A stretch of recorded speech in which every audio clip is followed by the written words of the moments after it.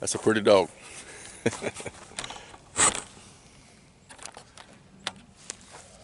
Hello everybody, y'all doing okay? People had asked me about my Selfbow. Let me get my camera right here. And on Facebook and YouTube, and so instead of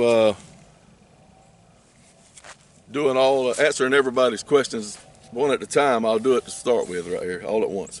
I made this bow in 2022 and took it out maybe a couple times and didn't get any opportunities. And then I hunted with James, put it up, and I was shooting my hill bows. And I was hunting with James Woods in October, and he was hunting with his Selfbow. Bandage, I think is the name of it. And he's taken a lot of animals with that bow in the course of a year. And it really got me wanting to pick this one back up right here. So, and there's nothing like hunting with a bow that you made yourself. I'm telling you, this was a stick with bark on it, and I turned it into this with nothing more than a draw knife and a hatchet.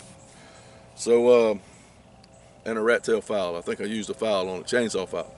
But anyway, it's basically about 47, 48 pounds at 26 inches, and I draw 25 and a half, 26 if I hit anchor, and it's really pretty much a straight bow. I have to keep eye on my dog right here. I'm out here on my son's land, and there's deer bedded all back here behind me right here, and it's pretty much straight. When the stave had a natural string fall in it on both sides, so I heated it and bent it a little bit here to get the tips going forward again. And I've shot this bow at least 1,000 times, and it's probably lost maybe even an inch back, but it's got that little bit of forward in it, and it shoots plenty hard. It's a fine shooting bow, and I didn't do much detail work at all. I didn't do any detail work in it, and like as far as sanding and finish and stuff like that, I just wrapped it with a leather grip, and but it shoots good. I'm telling you, I have shot this bow 1,000 times at least, and got paint on it. You know, people say, why don't you put snake skins on there instead of paint? You know, I don't kill every snake I see, and I don't let the venomous ones hang out around the house, but everywhere else I just go around them because they have a purpose, but I don't like them, and I definitely don't want one on my bow. So I don't do that. I don't put snake skins on it.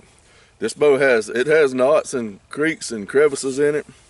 Whole lot of I learned basically how to build one of these bows from Ryan Gill videos, and I didn't do a lot of taper to it. He teaches to let the grain stay to keep you from having grain run out for you to separate to break, which makes perfect sense to me.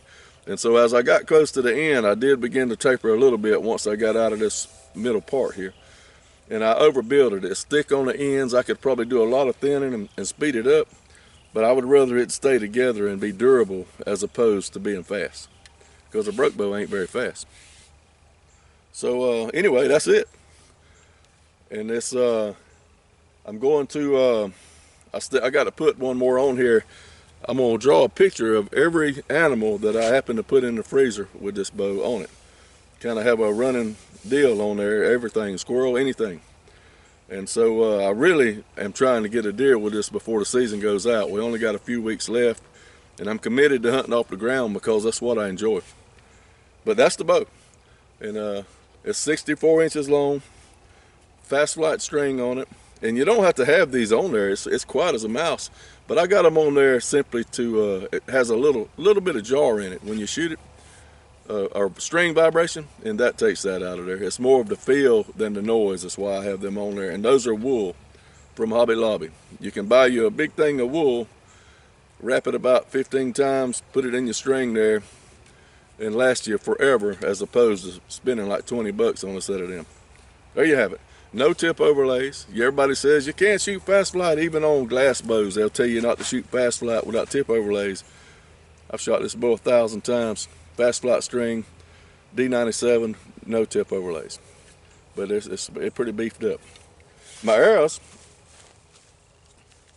I cannot believe this dog is sitting here so quiet like this. Can y'all see her right here? I mean, she should be acting a fool. She's like a 2-year-old kid. But anyway, The arrows, this particular one, Ethan Persons made for me. It's Douglas fir. It's I got Zwicky No Mercy on there that actually Alan Oliver gave to me. Get where y'all can see me here, and it's a fine arrow. It weighs roughly 600 grains. I shoot big feathers on them, and Ethan, these are 5-inch, and I normally shoot 5.5s, but 5 is as small as I'll go. And you hear all that crap about noise and drag your arrow down. I don't care nothing about that because my shots are going to be close. I was able to get shot a pig at 7 yards the other day, and I want that arrow straightened out. You know, you shooting hill bows or bows like this that are not cut to center, the arrow is going to bend. The arrow paradox is coming out of there, and I want it to straighten up quick. And them big feathers do that, especially if your release is a little sloppy or something. And what that adds to your penetration. Because I mean, if you got a little skinny feathers on there and they come out of there, and the time it gets to the animal, it's doing this, it's going to hurt your penetration. You want all the force of that arrow going behind it. Don't you go nowhere. Come here. Get back over and sit down. I was just bragging on you. So anyway, I like the big feathers. I put little fluorescent wraps there. Some people use the whole thing. That's just a waste of money because I really hope I break this arrow next time I shoot it through a deer's ribs. So I'll take and cut little strips out of them and put them on there. That helps you locate your arrow. If you can shoot one, if I shoot one late in the evening, deer or hog, I just sit there till it gets dark because I can see blood better with a flashlight, and I can maybe pick that up and cut my blood trail, you know, in half maybe. You know, that thing glowing right there. So that's my setup right there. I got the Osage Selfbow, and for all I don't shoot any 3Ds or anything. I mostly walk around. That's what I was doing out here shooting. I got a judo on here, and I just walk around and shoot stumps and pine cones and things like that. And this is addictive right here. If you want a big challenge in bow hunting, build you one of these and hunt with it. It's really fulfilling to do that.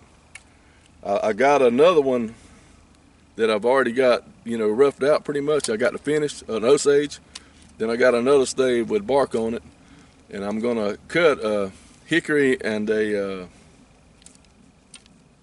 sweet gum. Hickory and sweet gum. I was gonna make a sweet gum bow last year and hunt with it some, but I never did do it. I did build a sweet gum bow 2 years ago, and it's still together actually. It shoots good. It's slow. It's only like 40 pounds. But people had asked about my bow. There it is, Osage Selfbow. Those are my arrows. I like to stay around 600 grains in arrow weight. And no matter what pounds, I like to stay around 600 grains. And so thank y'all for watching my video. And Christmas is 2 days. Merry Christmas to y'all. Happy New Year. Y'all be safe. And keep the good Lord first. And pick you one of these up and walk around in the woods a little bit. It'll make you feel good. See y'all next time. All right, you ready to go for a ride?